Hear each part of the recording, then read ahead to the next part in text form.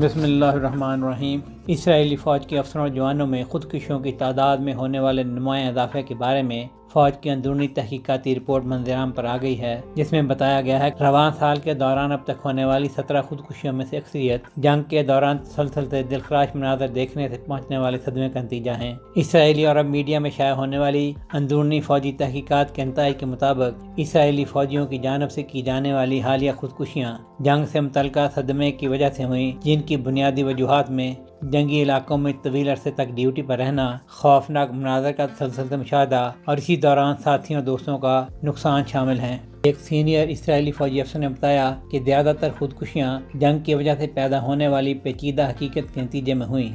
یقیناً جنگ کے نتائج اور حقائق خوفناک ہوتے ہیں۔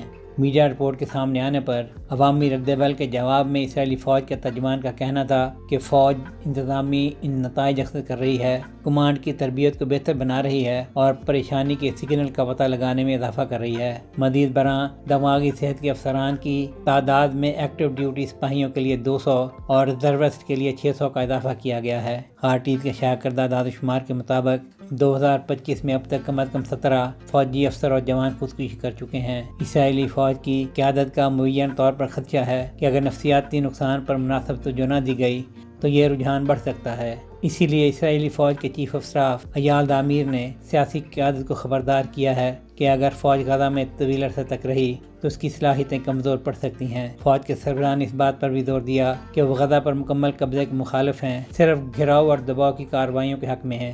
دامیر نے کہا کہ غزہ میں طویل قیام فوج کو سکھا دے گا اور یہ چیز دراصل حماس کے کام آئے گی، جبکہ فوج کسی بھی قیمت پر جلد از جلد اسرائیلی قیدیوں کی رہائی چاہتی ہے۔ سہیل شہریار، پاک ترک نیوز۔